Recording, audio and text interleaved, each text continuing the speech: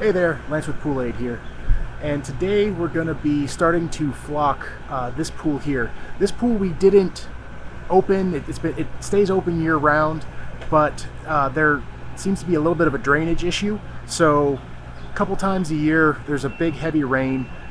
I apologize for the construction happening next door and all the noise from there, but today we just made sure the chemicals were right. pH is particularly important if you're going to be using floc, but we put the floc in, we've put the pump on recirculate, and it's just going to run for a couple hours and then let everything settle, and we'll be back tomorrow to vacuum to waste.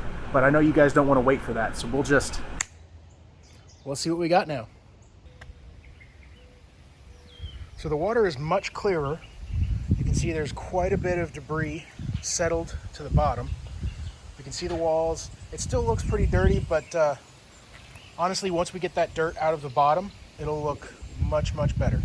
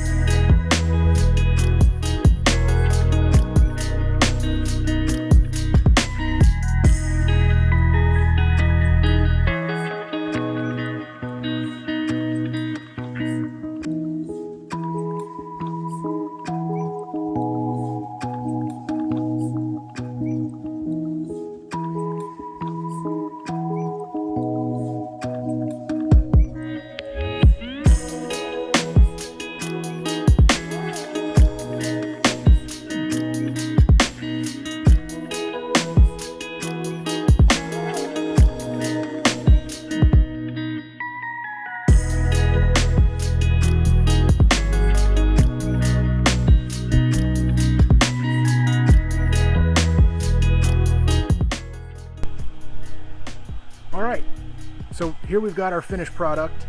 The water still just got a little bit of a tinge of brown to it, but that's not dirt. That's actually minerals that the ground brought into the water. So we're going to add a sequestrant, and that'll clear that right up. Now, I always say if you're going to be vacuuming to waste, you want to be super efficient. And this pool was pretty easy to do that. It's a rectangle. There isn't even really a shallow end or a deep end. It's all one depth all the way through. So it's very easy to be super efficient.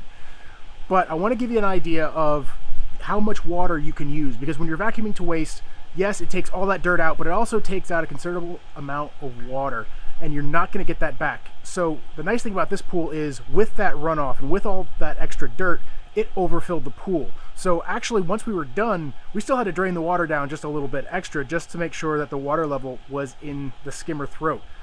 But I want to give you just a little bit of idea of how much water we did use. Now, while I was doing the vacuum to waste, I estimate we used about an inch in height of water.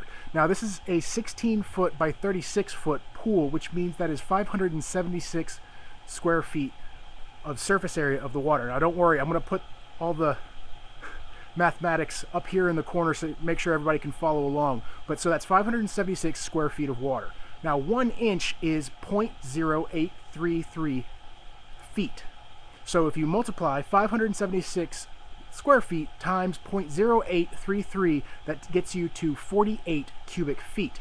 Now, there are 7.5 gallons per cubic foot of water. So if you multiply 7.5 times 48 cubic feet, that gets us to 360 gallons. Now, again, you want to make sure that you are saving as much precious water as possible, especially if you didn't get such an influx of water along with your dirt or whatever you're trying to clean out of your pool.